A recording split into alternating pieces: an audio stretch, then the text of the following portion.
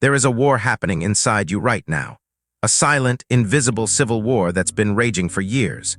You feel it every morning when the alarm goes off. You feel it every time you face a challenge, every time you set a goal, every time you look in the mirror and wonder why you haven't become who you promised yourself you'd be. This isn't a war against the world. It's not a war against your circumstances or your competitors. It's a war against the weakest version of yourself. And right now, in this very moment, you have a decision to make. You can continue negotiating with that weak version. You can keep making temporary peace treaties. Tomorrow I'll start, next week I'll be better, next month I'll transform. Or you can do what every great warrior eventually realizes they must do. You can declare total war. You can decide once and for all to kill that weak version of yourself. This isn't about self-hatred. This isn't about violence or aggression. This is about radical evolution. This is about looking at the person who holds you back, who makes excuses for you, who settles for less on your behalf, and choosing with absolute clarity that this person no longer gets to drive your life. That version of you is not your enemy because it hates you. It is your enemy because it loves comfort more than it loves you. It prefers safety over your potential. It chooses temporary ease over your eternal greatness. Today, we end the negotiation. Today, we go hunting. Before you can defeat an enemy, you must know it. You must understand its tactics, its psychology, its hiding places. The weak version of yourself is cunning. It's not a monster in the dark. It's the voice in your head that sounds exactly like you. It's the part of you that has memorized every excuse, perfected every rationalization, and built an entire philosophy around playing small. This is what it does. When you wake up with ambition, it whispers, 5 more minutes. When you face a challenge, it suggests, maybe this isn't for you. When you fail, it comforts you with, see, I told you you couldn't do it. When you succeed, it warns, don't get too confident, you might fall. This version doesn't want to destroy you in one dramatic moment. It wants to slowly suffocate your potential through 1,000 small surrenders. It convinces you that your procrastination is planning. It tells you your fear is being realistic. It frames your laziness as self-care. It sells your cowardice as being cautious. And here's its most dangerous trick. It makes you believe it's protecting you.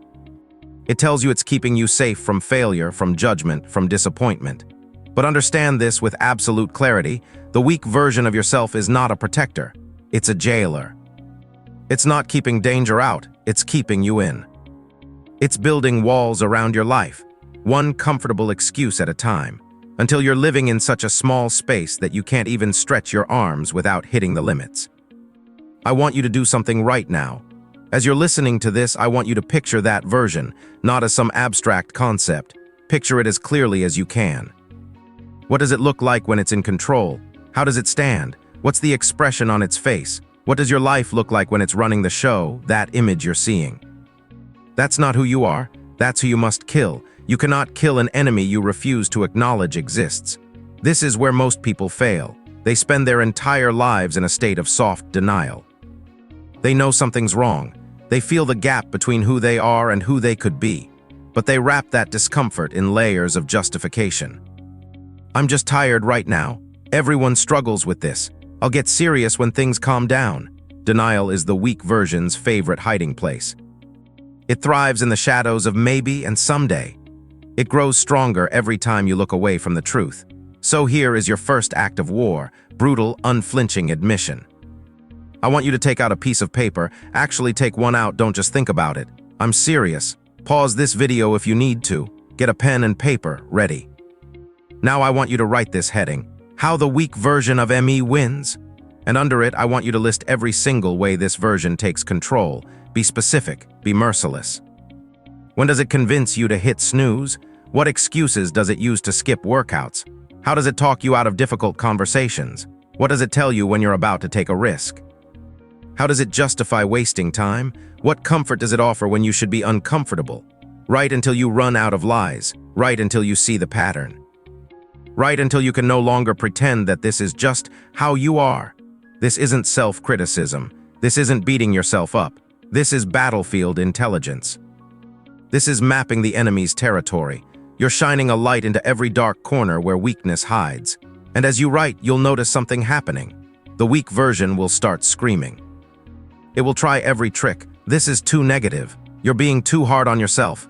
Maybe you should just watch the rest of the video instead. Ignore it. Keep writing. Because here's the secret. The moment you name something, you begin to separate from it. When you say, the weak version of me does this instead of I do this, you create psychological distance. You stop identifying with the weakness. You start seeing it as what it truly is, a pattern, a habit, an entity that lives inside you but is not you. This is the first kill. You're killing the illusion that weakness is your identity. It's not who you are, it's what you host.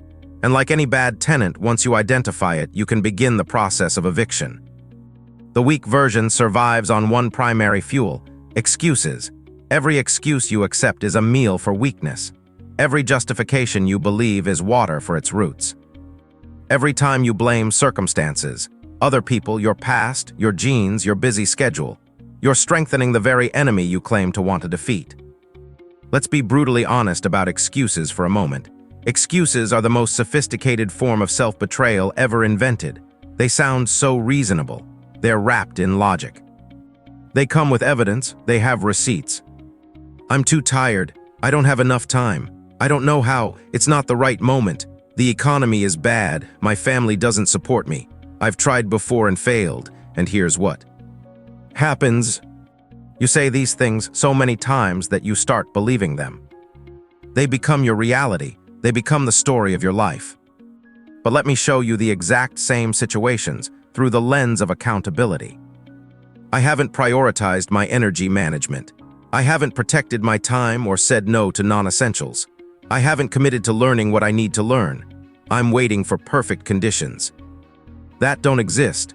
I haven't adapted my strategy to current realities. I haven't built the internal conviction to proceed despite external opinions. I haven't learned from my failures and designed a better approach. Do you see the difference? One version makes you a victim, the other makes you a player. One removes your power, the other reclaims it. Now, I'm not saying circumstances don't matter. I'm not saying life is always fair.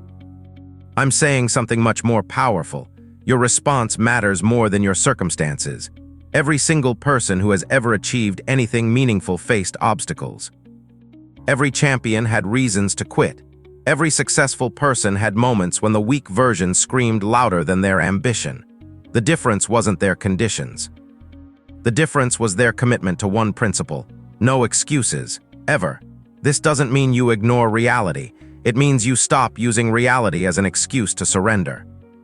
When you embrace radical accountability, something profound happens. You stop negotiating with the weak version. Because the weak version's entire strategy is based on getting you to accept excuses. When you refuse, when you say, I don't care how valid this reason feels, I'm finding a way, you cut off its oxygen, you starve it. So starting today, implement this rule. For every excuse that comes to mind, you must immediately counter it with an accountable response. I'm tired becomes, what can I adjust to have more energy tomorrow? I don't have time becomes, what am I willing to sacrifice to make time? It's too hard becomes, what's the first small step I can take right now? This is how you build the muscle of accountability. Rep by rep, excuse by excuse, until eventually your first response to any obstacle is, how do I justify quitting? But how do I solve this? That is when the weak version begins to die. Not in a dramatic moment, but in the quiet refusal to accept its favorite currency. Before we go deeper into the battle tactics, I need to ask you something. If this message is hitting you at the right time, if you're tired of negotiating with your weaker self, if you're ready to finally become who you know you can be, do me one favor. Hit the like button. Subscribe if you haven't. Share this with one person who needs to hear it. Why? 2 reasons. First, the algorithm. It helps this reach more people who are stuck in that negotiation phase. People who need to hear that they can change, that they can fight back, that they can win. Second, and more importantly, it's a small act of commitment. It's you saying, yes, I'm in, I'm listening. I'm ready. Every war needs soldiers who are truly committed. You're like your subscription, your share, that's you raising your hand. That's you saying, count me in. Thank you, now back to the war. If excuses are the weak version's food, then discipline is the weapon that destroys its home. Let's be clear about something most motivation speakers won't tell you. Motivation is useless. Motivation is emotional, it's temporary, It comes in waves and leaves just as quickly. The weak version knows this. It waits for motivation to fade. It knows that if it can just outlast your emotional surge, it wins. Discipline is different. Discipline is structural, it's architectural. It's the framework you build so that when motivation disappears, and it will, you continue moving forward anyway. Discipline says, I don't care how I feel. The plan is the plan. The weak version hates discipline because discipline eliminates negotiation. There's no discussion. There's no maybe tomorrow. There's just the action and the standard. Here is how to build discipline that actually works. Start with non-negotiables, not 10, not 5, start with 1. What is the one action done consistently that would fundamentally change your trajectory? What's the keystone habit? Maybe it's waking up at 5 a.m. Maybe it's 1 hour of focused work before checking your phone. Maybe it's a daily workout. Maybe it's writing 500 words. Maybe it's studying for an hour. Maybe it's practicing your craft. Pick one. Just one and make it non-negotiable. Not I'll try. Not most days. Non-negotiable means, short of an actual emergency, this happens every day.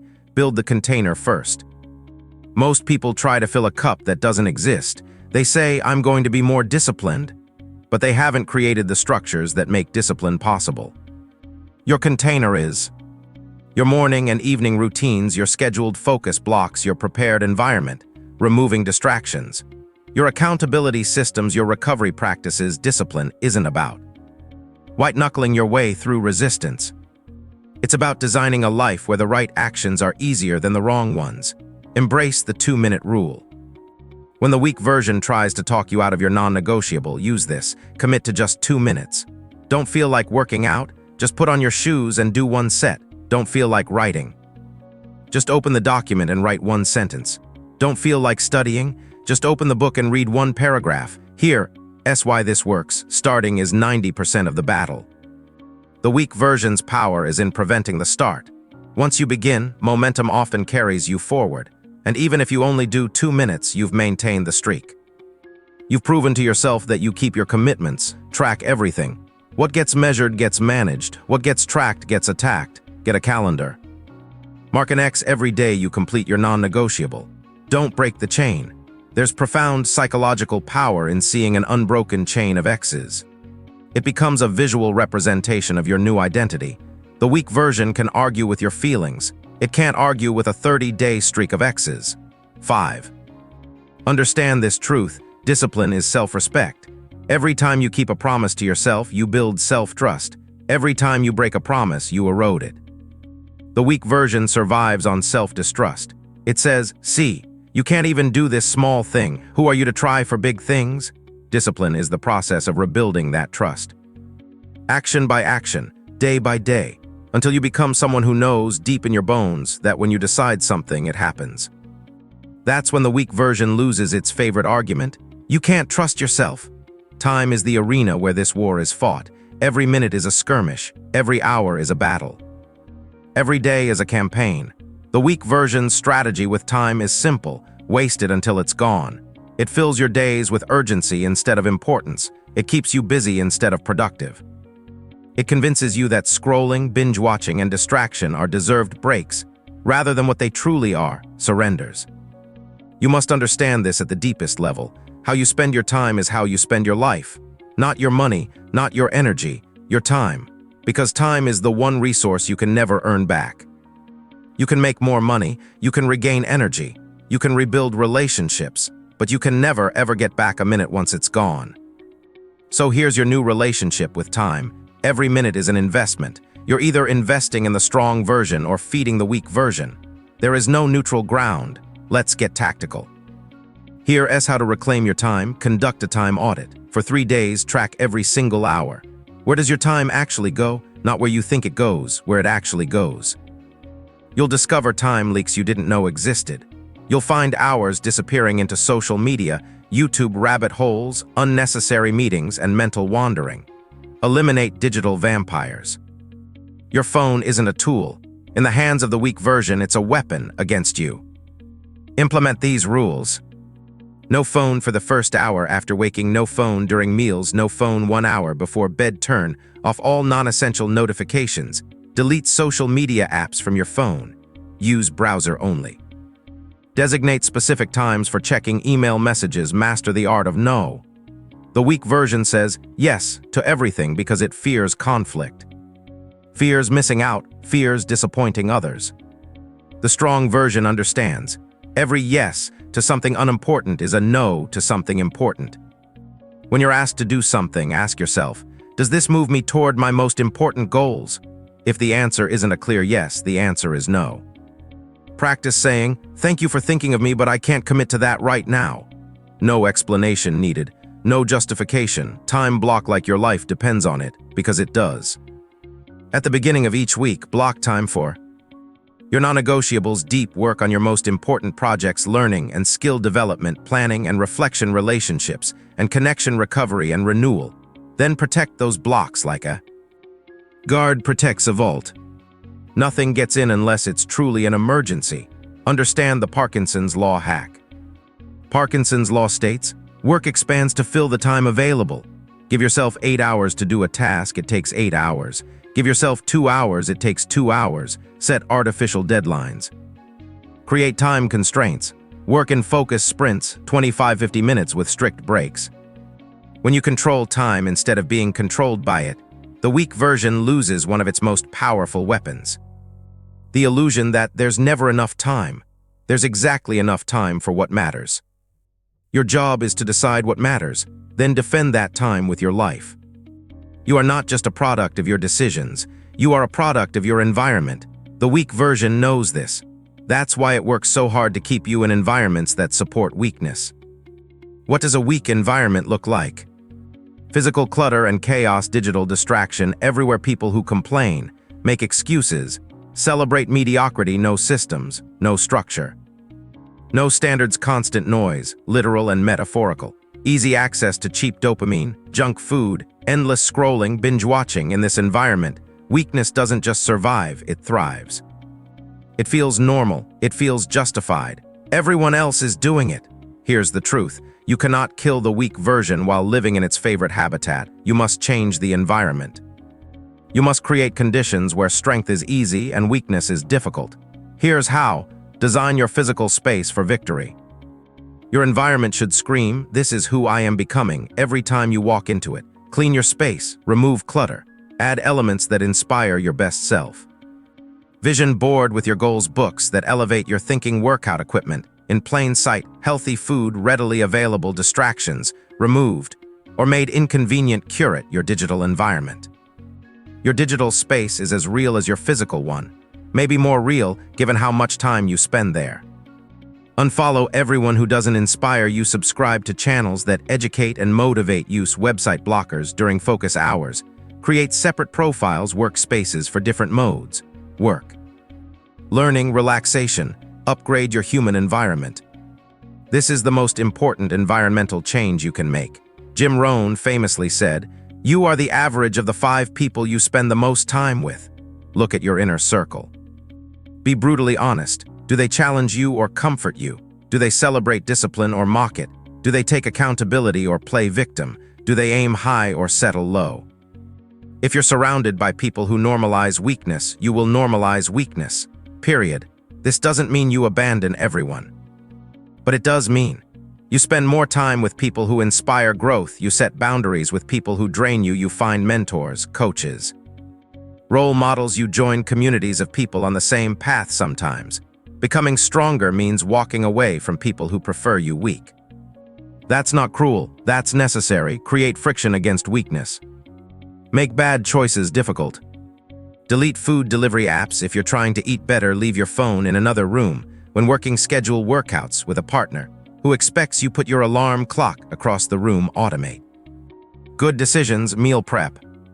Bill pay, savings, add tension towards strength. Make good choices easier. Lay out your workout clothes the night before. Have healthy meals prepped and ready. Keep your journal and pen on your bedside table. Set up your workstation before you finish work each day. Schedule your most important task first thing in the morning, when your environment is designed for strength. The weak version has nowhere to hide. Everywhere it turns, it's confronted with reminders of who you're becoming. At the core of the weak version lives one master emotion: fear. Fear of failure, fear of judgment. Fear of success, yes, that's real. Fear of the unknown, fear of discomfort, fear of looking foolish, fear of outgrowing people, fear of responsibility. The weak version isn't just afraid. It has built an entire identity around avoiding fear. Its primary purpose is to keep you safe from anything that feels risky, uncertain, or uncomfortable. Here's what you must understand about fear. Fear is not an indicator of danger. It's an indicator of importance. You don't feel fear about things that don't matter. You feel fear about things that could change your life. The weak version interprets this fear as stop. The strong version interprets it as this way. So how do you transform your relationship with fear? Name the specific fear. Fear is powerful in the abstract. It weakens when made specific. Instead of "I'm afraid," ask, "What exactly am I afraid will happen? What's the worst-case scenario? How likely is that worst case? If it happened. Could I handle it? What would I do next?" When you bring fear into the light and examine it, you often find it smaller than it seemed in the dark. Practice fear setting. This is Tim Ferriss's exercise, and it's brilliant. For any decision you're afraid to make, define the fear. What exactly are you afraid of? Prevent. What could you do to prevent this? Repair. If it happened, how would you repair it? Benefits of attempt. What might be the benefits of an attempt or partial success? Cost of inaction. What is the cost of not doing this in 6 months, 1 year, 3 years? When you do this, you often realize the cost of inaction is far greater than the risk of action. Use the 5-second rule. Mel Robbins' rule is perfect for fear. When you feel the impulse to act on something important, you have 5 seconds before your brain talks you out of it. 5, 4, 3, 2, 1, move.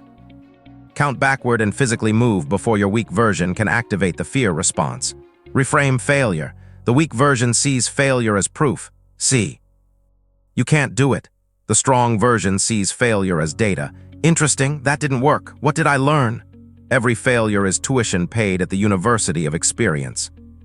It's not wasted unless you refuse to learn from it. Build your courage muscle.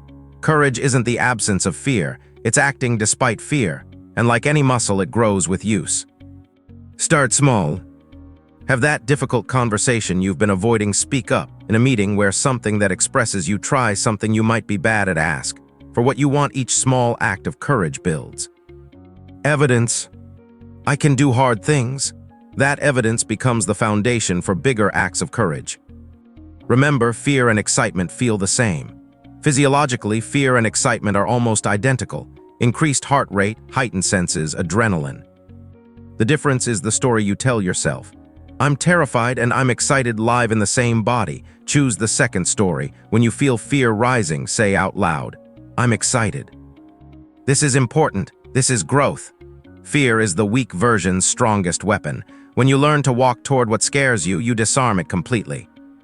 This is the most important psychological shift. You must stop identifying as someone who is struggling with weakness and start identifying as someone who has killed it. Language matters. Identity matters. The weak version survives because you still think of it as you, as just how I am, as my personality. Let me be clear, your current identity is not who you are. It's who you've been, and who you've been is a collection of habits, beliefs, and stories that can be changed. Here's how to engineer your identity. Speak in the past tense about weakness. Instead of I procrastinate, I'm undisciplined, I'm scared, say I used to procrastinate, I used to struggle with discipline, I used to let fear stop me. Language creates reality. When you speak about weakness in the past tense, you tell your subconscious, that's not who I am anymore. Adopt the as-if principle. Act as if you're already the person who has defeated the weak version. How would that person wake up in the morning, handle setbacks, spend their time, talk to themselves, make decisions? Respond to challenges. Start doing those things today, not when you feel like it.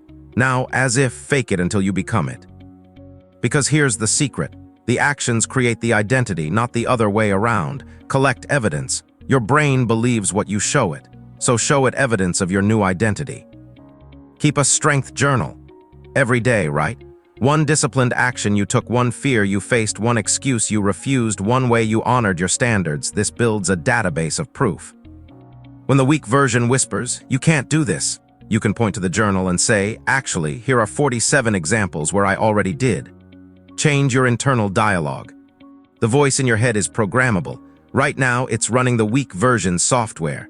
You need to install new software. Create mantras for your new identity. I do what I say I'll do. Discipline is my superpower. I move toward fear. Excuses are not an option. My standards are non-negotiable. Say these out loud. Write them down. Repeat them until they become your automatic thoughts. Dress the part. This sounds superficial, but it's psychological warfare. How you present yourself tells your subconscious who you are. If you dress like someone who doesn't respect themselves, you'll act like it. If you dress like someone with standards, you'll rise to meet them. This doesn't mean expensive clothes. It means intentional presentation. Clean, pressed, purposeful, update your story. We all have a story we tell about ourselves. Your current story probably includes themes of struggle, limitation, and not enough. Write a new story, the story of your transformation. Start with, there was a time when I let the weak version run my life, but then I decided to change. Here, who I am now. Tell this story to yourself. Write it down. Share it with people who will reflect it back to you. Identity is the final battleground. When you fully identify as someone who has killed the weak version, the war is over. You've won. Wars aren't won in grand, dramatic battles alone. They're won in the daily trenches, in the small rituals that happen when no one is watching. Your daily rituals are your training camp. They're where you build the strength, discipline, and mindset that make victory possible. Here is the complete daily battle plan. The morning ritual, your launch sequence. The first hour after waking sets the tone for your entire day.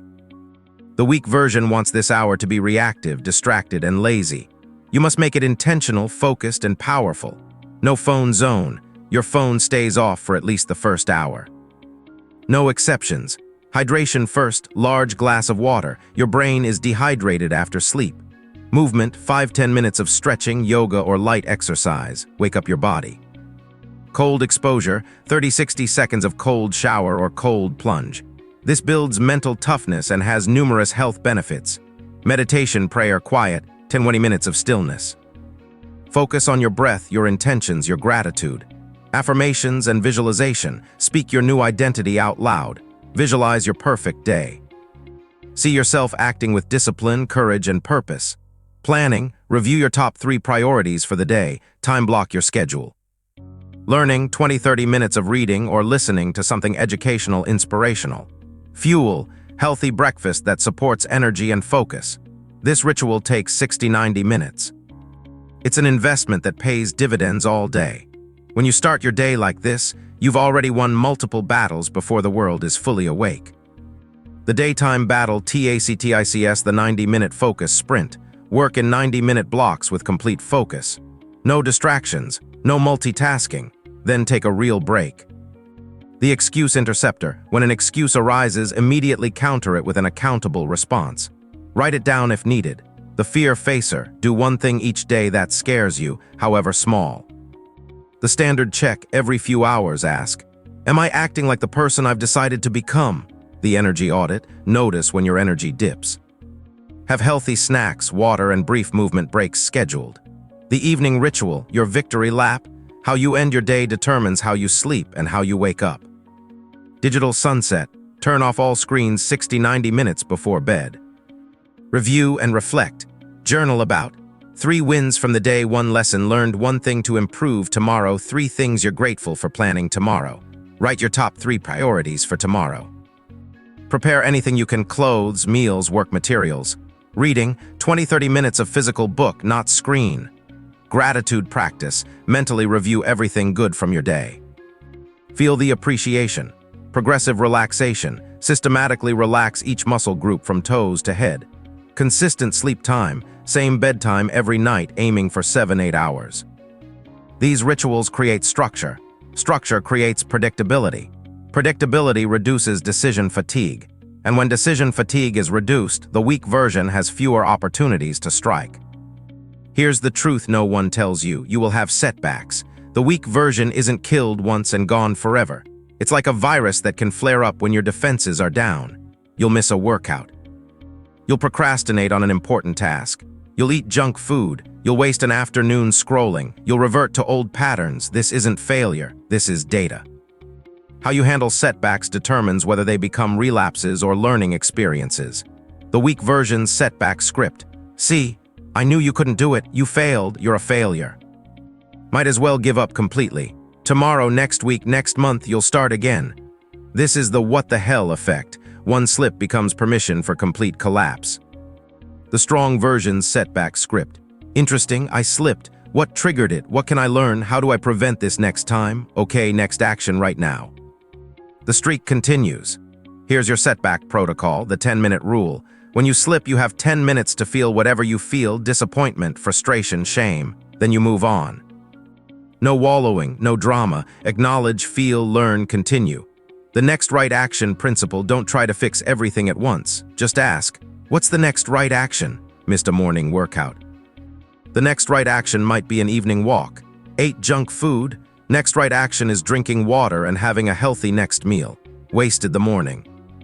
Next right action is a 25-minute focus sprint right now. Analyze, don't criticize. After the 10-minute feeling window, ask analytical questions. What triggered this? What was I thinking, feeling before it happened? What need was I trying to meet? Comfort, escape, relief. How could I meet that need in a healthy way next time? What systems could prevent this? Reset immediately. Never say, I'll start again Monday. Never, the moment you realize you've slipped, you reset. Right then, not later, not tomorrow. Now, practice self-compassion, not self-pity. There's a crucial difference. Self-pity says, poor me, this is so hard, I can't do it. Self-compassion says, this is hard, everyone struggles. What do I need right now to get back on track? One keeps you stuck, the other gets you moving. Remember, progress isn't linear. Your journey will look like a stock market chart, not a straight lineup. Peaks, valleys, plateaus, corrections. The overall trend matters, not the daily fluctuations. Keep a long-term perspective. One bad day doesn't erase 30 good days. Setbacks are not evidence that you can't do this. They're evidence that you're human. The question isn't whether you'll have setbacks. The question is how quickly you recover from them. The strong version recovers in hours. The weak version recovers in weeks or never. At some point in this process, something shifts. It's not that you never feel fear. It's not that you never want to quit. It's not that everything becomes easy. It's that your relationship to the struggle changes. What once felt like a battle against yourself begins to feel like a partnership with yourself. What once felt like forcing discipline begins to feel like flowing with purpose.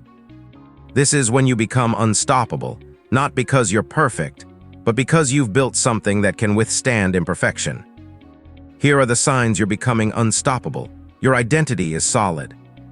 You no longer say, I'm trying to be disciplined. You say, I am disciplined. The actions follow the identity, not the other way around. You're playing a different game. The weak version plays not to lose. The unstoppable version plays to win. There's a world of difference. One is defensive, the other is offensive. One minimizes risk, the other maximizes growth. You've internalized the standards. Your standards are no longer something you have to remember. They're who you are. You don't decide whether to work out. You're someone who works out. You don't decide whether to procrastinate. You're someone who does important work first. You've made peace with discomfort. You don't just tolerate discomfort. You understand it's the price of admission to everything worthwhile. You don't avoid hard things. You seek them out knowing they're where growth happens. Your circle has changed. You're surrounded by people who challenge and inspire you. People who expect excellence. People who wouldn't let you settle even if you wanted to. You're future-focused. You've stopped comparing yourself to others. You compare yourself to who you were yesterday and who you're becoming tomorrow. Your competition is your potential, not other people. You've mastered the art of the comeback. Setbacks don't derail you for weeks. They're minor interruptions. You have a system for getting back on track that works every time. You found your why that beats your why not. Your reason for pursuing excellence is stronger than any excuse to quit. It's not about willpower anymore. It's about purpose. You've built systems that outlast mood. Your success isn't dependent on how you feel. It's built into your routines, your environment, your habits. You become your own authority. You don't need external validation. You don't need permission. You don't wait for the right time. You decide, you act, you adjust. Look at you. I mean, really look. You started this journey possibly feeling defeated. Maybe you were tired of your own excuses. Maybe you were sick of watching your potential gather dust. Maybe you'd had enough of the negotiation. And now you're different, not because everything is perfect, not because you'll never struggle again, but because you now know the truth. The weak version was never stronger than you. It was just louder, it shouted, you listened. But now, you know its tactics, you have its playbook, you've studied its moves, and you've built an arsenal of weapons to defeat it every single day. Discipline, accountability, structure, courage, identity, rituals, systems. These aren't just concepts anymore, they're your daily reality. Let me be clear about what you've actually accomplished. You haven't just built better habits, you've built a better self. You haven't just learned to resist temptation. You've learned to choose deliberately. You haven't just become more productive, you've become more purposeful. You haven't just gained control of your time, you've gained control of your life. And that person in the mirror, the one who looks back at you now, that's not the person you were. That's the person you chose to become. That's the warrior who decided the negotiation was over. That's the architect who redesigned their life. That's the victor who won the war against their weakest self. But here's what I need you to understand. This isn't the end. This is just the beginning of what's possible. Because when you're no longer held back by your own weakness, when you're no longer negotiating with your own excuses, when you're no longer afraid of your own potential, there is literally no limit to what you can achieve. The goals that seemed impossible, they're now inevitable. The life you dreamed about, it's now being built. The person you wished you could be, you're already becoming them, so what now? Now you live from this new identity.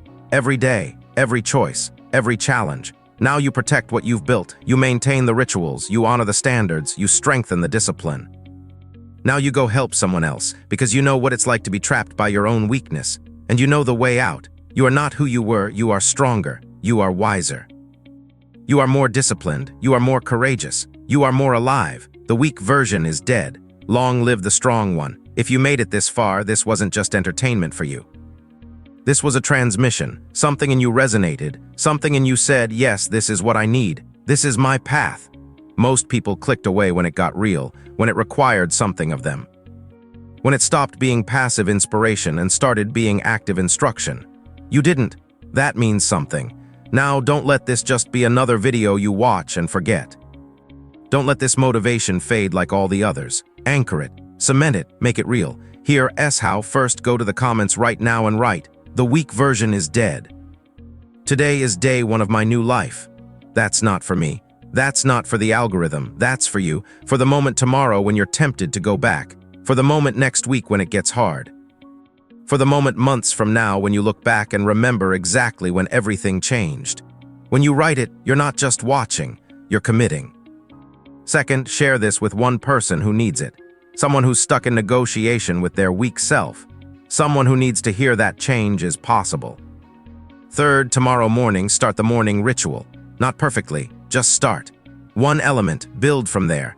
People who commit in public and take immediate action don't go back to who they were. They can't, the old version is dead. The new one is already here, you've already decided. Now it's time to live it. From this moment forward, you are someone who has killed their weak version. Act like it, I believe in you. Now go prove yourself right.